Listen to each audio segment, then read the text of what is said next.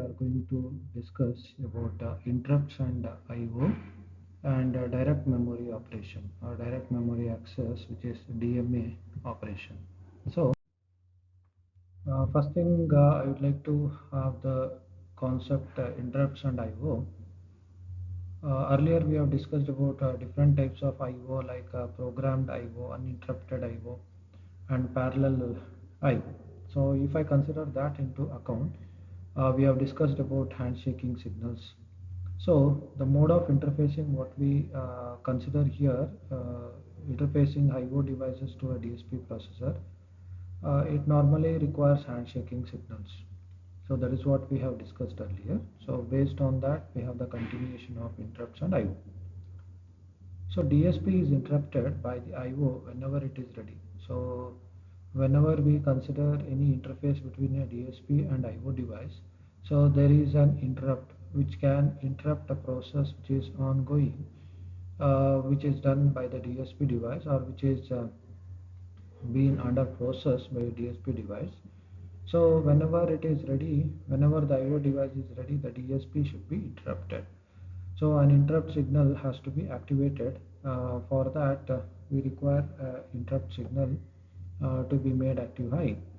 Then whenever interrupt is considered, DSP has to acknowledge the interrupt.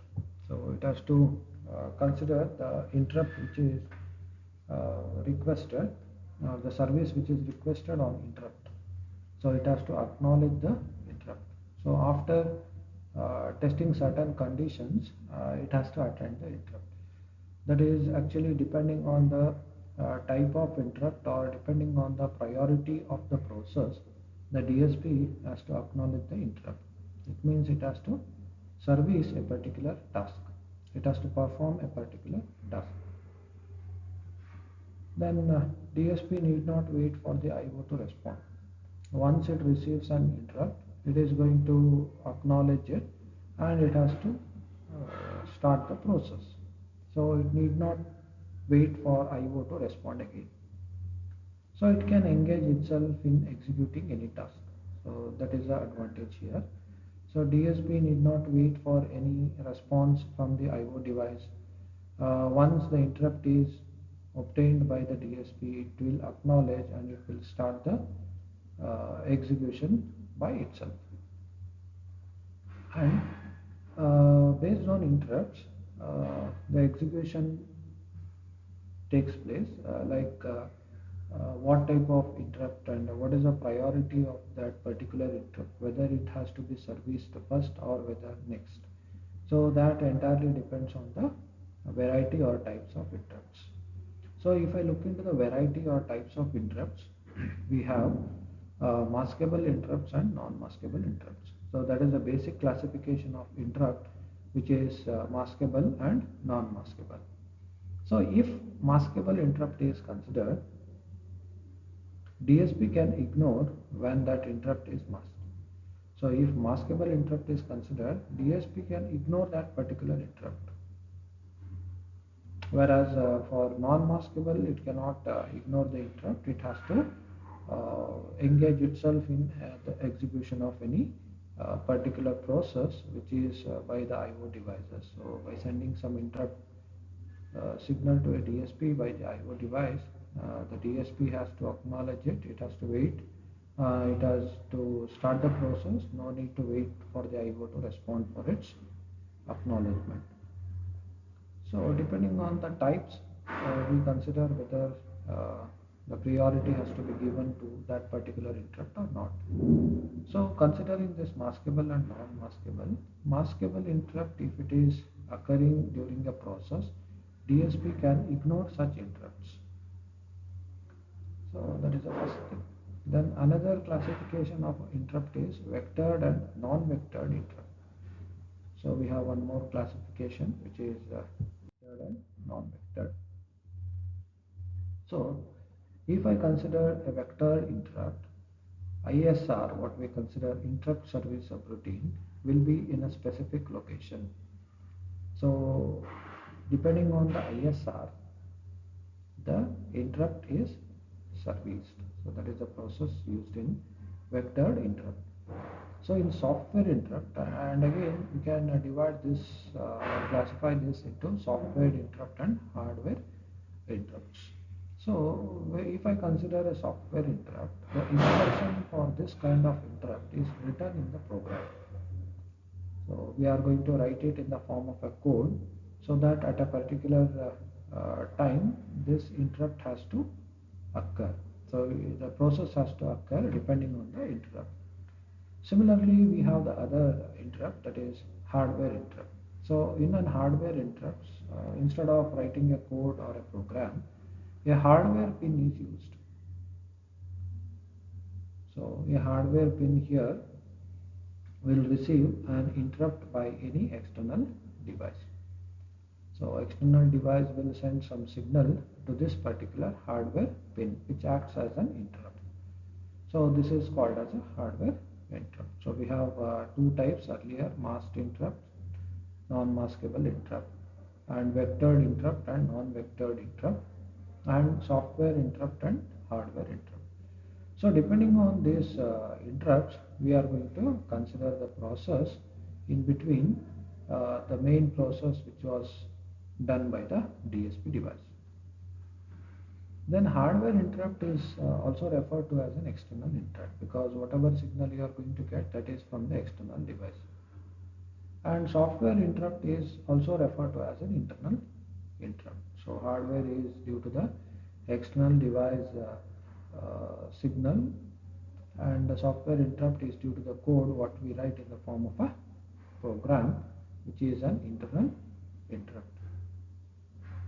And this internal interrupt may be due to the execution of certain instruction which can cause interrupt. So that is, internal interrupt can be due to the execution of any instruction which can cause an interrupt, because we use a software or a program to perform a particular task by interrupting a certain ongoing task. And in coming to the specific processor, that is TMS32054, totally there are 30 interrupts, and out of which we have some of the interrupts listed here: reset, non-maskable, timer interrupt, HP high, and 14 software interrupts, 4 external user interrupts or external interrupts, 6 BSP related interrupts, and 2 DMA related interrupts. So these are in total making 30 interrupts for the TMS320 processor. Then HPI, coming to the first type of interrupt out of those 30, that is host port interface interrupt. It is a 8-bit parallel port interrupt. So it is a 8-bit parallel port, and we can easily interface to a host processor using HPI. So we can interface the DSP using this HPI, which is a host port interface. And any sort of information exchange can be done through a on-chip memory of a DSP, which is also a host processor. So any information exchange can be done between the DSP and the IO device. Then registers used in managing this interrupts are IFR, that is interrupt flag register, and IMR, interrupt mask register. So these are the two managing interrupts which are used as a register during the process of interrupts as interrupt flag register, that is IFR, and mask register, which is IMR. What exactly is this interrupt flag register?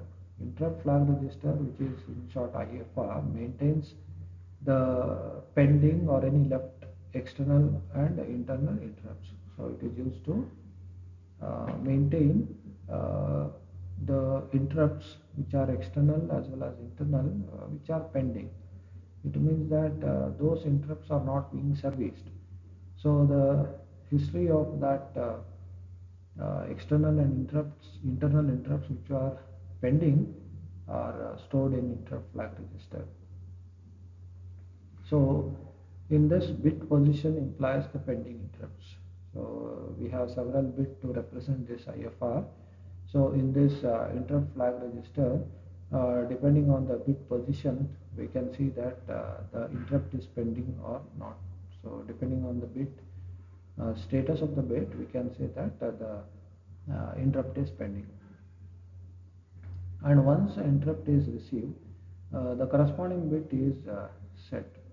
So that is what we have to look into. Once an interrupt is received, so any interrupt, any signal is sent by IO device to a DSP processor in either by considering any hardware pins or any software written or a program written. Once it is received, the corresponding bit has to be set in the IFR, that is interrupt flag register. Then coming to the next part, we have interrupt mask register, that is IMR. If I consider the interrupt mask register, it is used to mask or unmask an interrupt. So normally if I go with IMR, it is used to mask the interrupt, or it may be used to unmask the interrupt. So one implies that the corresponding interrupt is unmasked. So either it has to be masked or it has to be unmasked. And both of these registers are memory map registers. So MMRs, we have studied it earlier. So memory map registers are these two registers, IFR and IMR. And we have one more global enable bit, which is represented as INTM. In the status register, ST1 and ST0 were the status registers which were discussed earlier.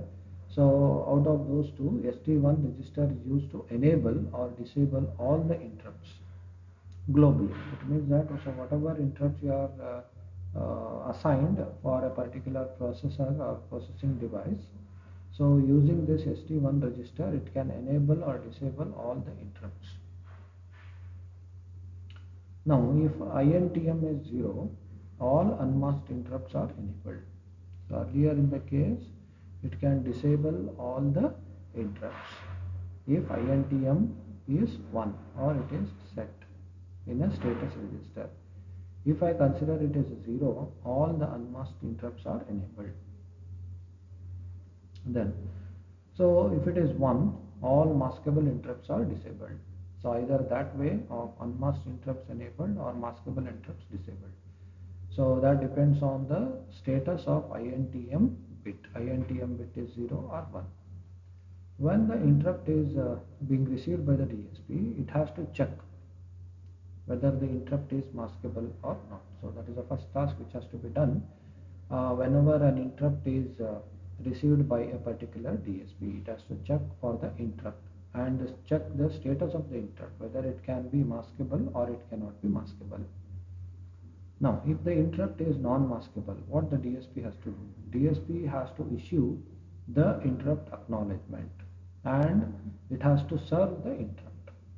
So if it is non-maskable only, then the DSP will acknowledge and it will serve the interrupt.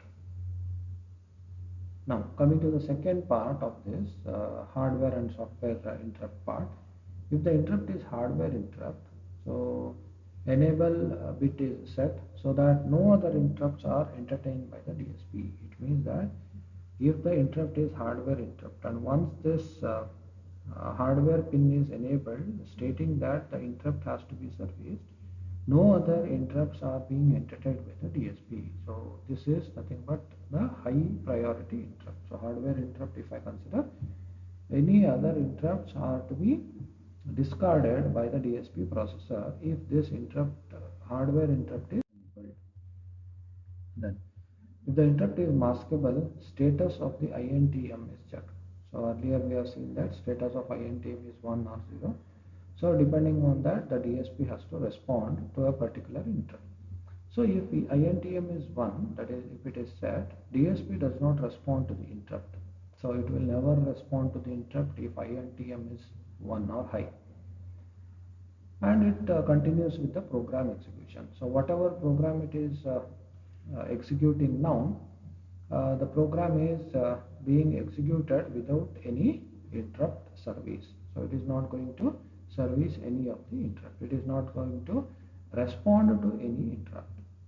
But if the interrupt INTM is 0, then the interrupt has to be checked. The IMR register corresponding to the interrupt will be checked. Now, if that bit is 0, on checking IMR register, if that bit is 0, it says that the interrupt is masked. Then still the DSP do not respond to this particular interrupt because it is a masked interrupt. If it was a non-masked interrupt, then it can send a interrupt acknowledgement or it can acknowledge that particular interrupt and it can start servicing that interrupt. It can stop the program execution in between. It can complete the service of the interrupt, then it can come back to the same program execution process. Now if the interrupt is unmasked, so instead of masked interrupt, if we say that the interrupt is unmasked, the DSP will issue an interrupt acknowledgement. The same thing I told you. If it is unmasked, the DSP will issue the interrupt acknowledgement. Then the interrupt is serviced. So before branching to the ISR, DSP will save the PC onto the stack. So this is a very important aspect of ISR. Before branching to the ISR, DSP will save the PC onto the stack. So this should be known. That this is a response of a DSP to an interrupt in the form of a flowchart. So what happens? The same will be reloaded after attending the interrupt, so as to return to the program that has been interrupted.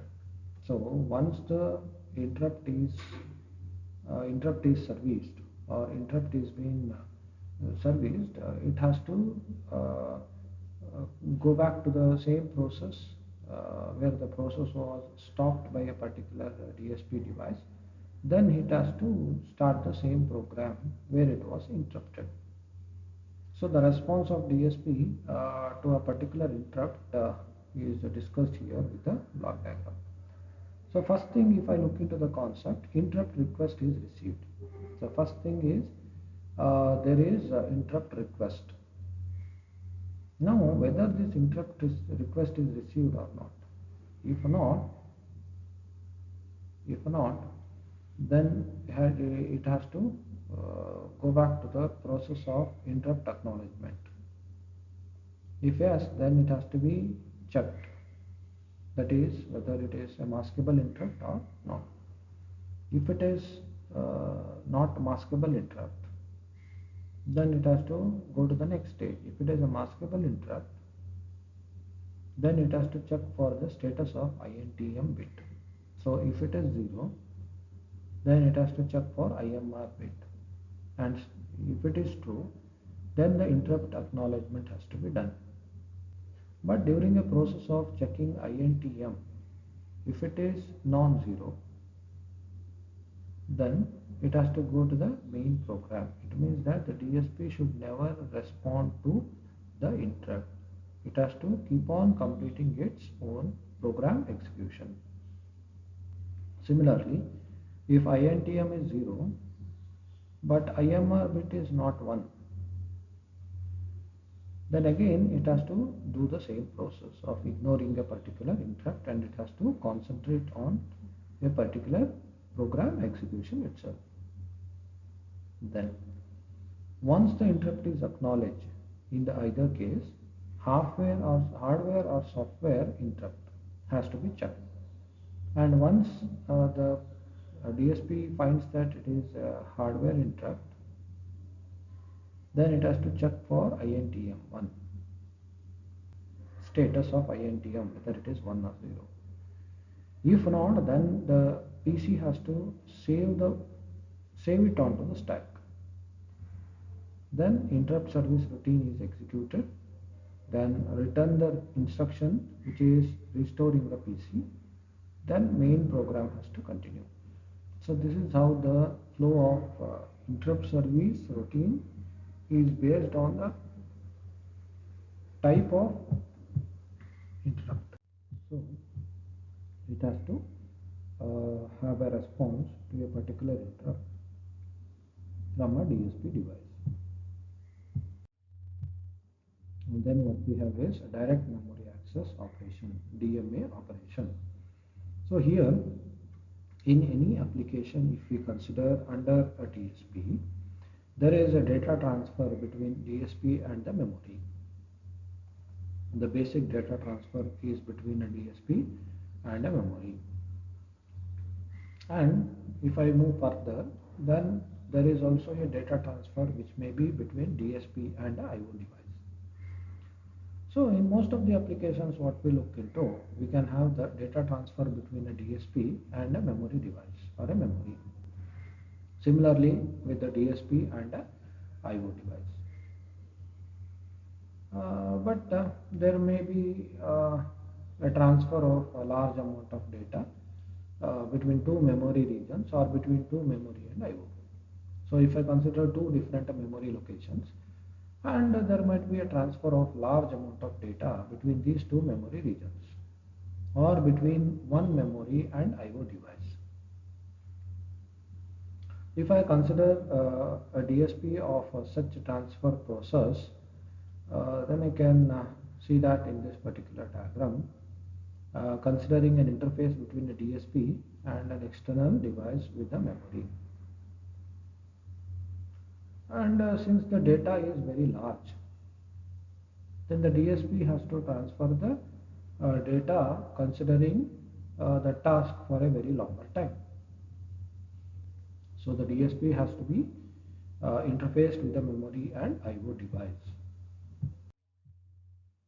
So here we can see that the data transfer with the intervention by the DSP. So memory interfaced with the DSP, again interfaced with the memory, DSP interfaced with the memory. So memory to memory transfer by using a DSP or memory to IO transfer using a DSP. So that is what we can say in terms of DSP to memory transfer or DSP to IO device. So this is the data transfer with the intervention by the DSP. So normally DSP is meant for a data manipulation here in this example. But the intervention of DSP can be avoided for two major reasons. One is to utilize the DSP for useful signal processing task. That is the first thing. And to increase the speed of transfer by direct data transfer between the memory or memory and IO. So the intervention of DSP has to be avoided for two utmost reasons. One is so that DSP can be made useful for certain signal processing task. Secondly, it has to increase the speed of the data transfer. Then this direct data transfer is referred to as a direct memory access, which is DMA. The arrangement expected is, you see that in the diagram. So DMA controller helps in data transfer instead of a DSP. So here we can see that a DMA controller which is helping in a data transfer instead of a DSP. So here we cannot find a DSP device in the diagram. We can see that data transfer is without intervention by the DSP. So memory to memory transfer is done, or the memory to IO device transfer is done without using a DSP device. So that is called as direct memory access. So data transfer can be between memory and peripherals, which are either internal or external devices. So data transfer in case of direct memory access is between two memories or between a memory and IO device. And this DMA controller will manage the DMA operation. So any operation has to be done that is controlled by a DMA controller. So here DSP is not being used for the task of data transferring.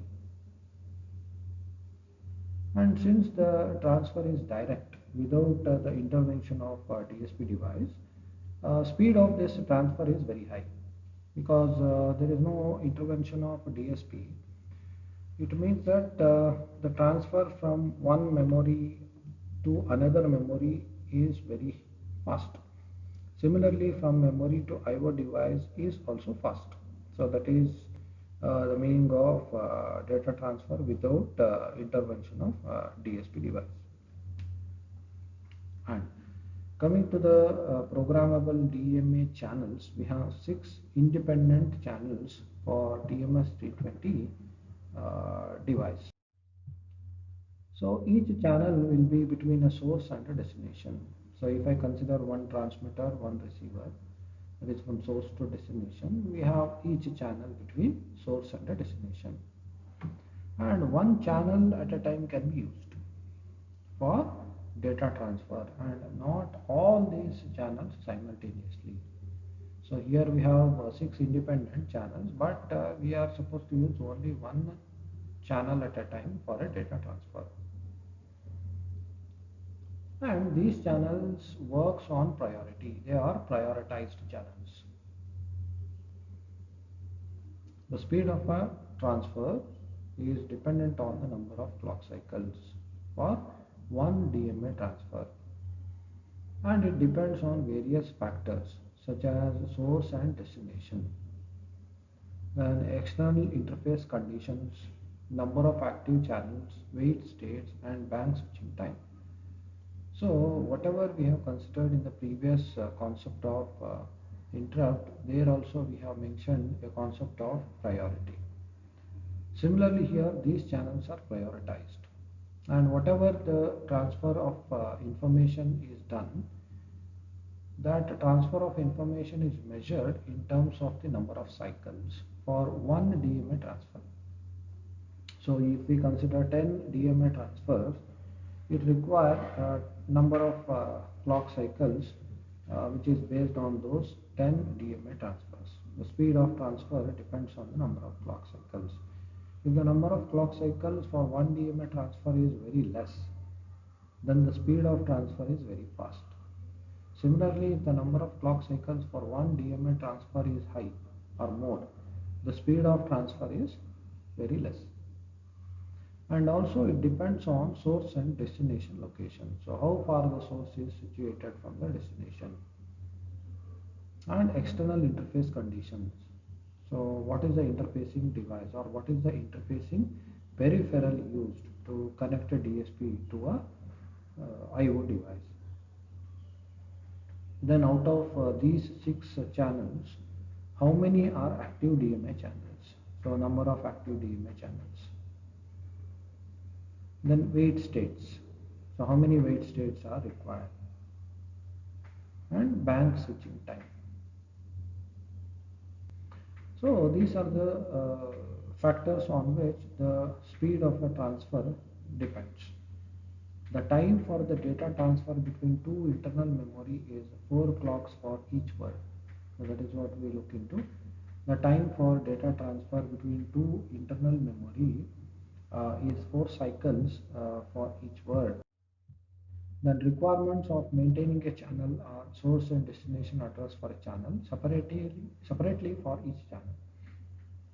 So we have 6 different channels. So based on the source and destination address, the channel is going to act depending on the requirement. The channel is going to provide the information transfer. So data transfer is in the form of a block, with each block having the frame of 16 to 32 bits. So this is what we consider. Data transfer is in the form of a block, with each block having frames of 16 to 32 bits. And here in this case, the block size, frame size, and the data are programmable. So all these are programmable in this case. Along with this, mode of a transfer and assignment of priorities to different channels are to be maintained for the purpose of data transfer. So mode of transfer has to be known, and how to assign the priorities for a particular channel is to be known, and all this has to be maintained for the purpose of data transfer. So there are 5 channel context registers for each DMA channel. So we have 6 DMA channels. Out of 6 DMA channels, 5 channel context registers are required for each DMA channel. So for 6 DMA channels, we have 5 channel context registers for each channel. So it is around 6 into 5, 30 channel context registers are available for all the DMA channels in the system. They are source address register, so we consider it as DMSRC, that is the source address register, destination address register, DMSC, SRC represents to source, DST represents to destination, element count register, so CTR represents to count registers, so represented as DMCTR, sync select, so sync select and frame counter register, so DMFSC, SFC, and transfer mode control register, DMMCR. So MCR refers to mode control register. So what mode you are going to use, 0 or 1. So that depends on all these address registers. There are 4 loaded reload registers. The contest register, DMSRC, which is a source address register, and DMDST, which is a destination address registers. They are the source and the destination address holders. Then DMCTR is for holding the number of data elements in a frame. So if I consider holding a set of data in a frame, so that is done by DMCTR, which is similar to a counter what we are going to use. So here we consider it as element count register. Then that is used to hold the number of data elements in a frame. Then DMFSC, it is used to convey a sync event to use DMA transfer. So that is used to convey the sync event to trigger a transfer using this particular DMA channel. Then DMMCR controls the transfer mode by specifying the source and destination. So if I go with DMMCR, so that is transfer mode control register. So it can control transfer mode by specifying a source and a destination spaces as a program memory, data memory, or IO space.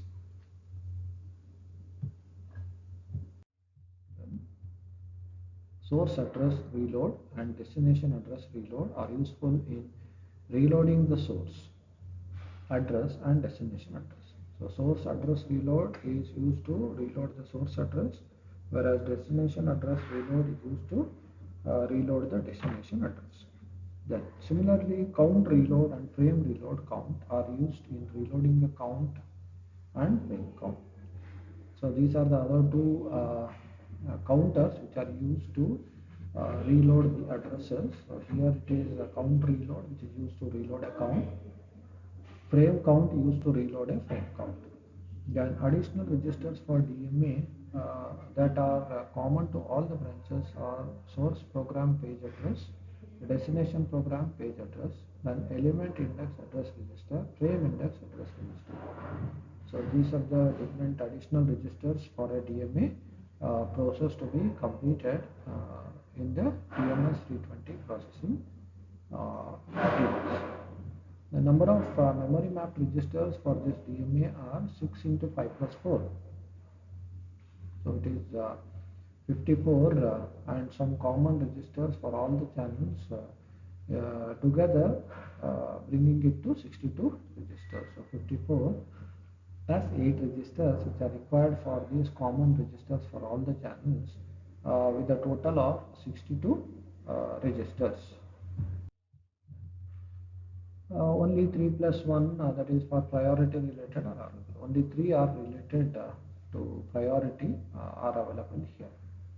So they are DMA priority and enable control registers. We consider in short DMP REC, and DMA subbank address register, which is considered as DMSA, DMA subbank data register and auto increment DMSDI, and DMA subbank data register DMSDN. To access each of these DMA registers, a register sub-register technique or addressing technique is employed. The schematic of the arrangement is shown in the figure. So we can see that in the arrangement next.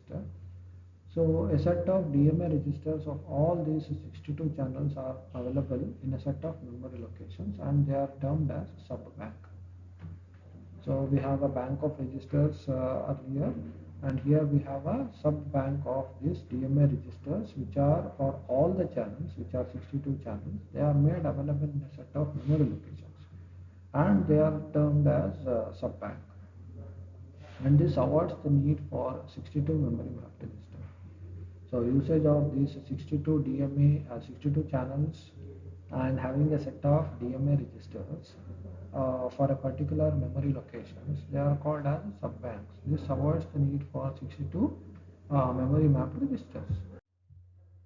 Then contents of this DMS DI or DMS DN indicate the code for ones and zeros, which can be written for a DMA register.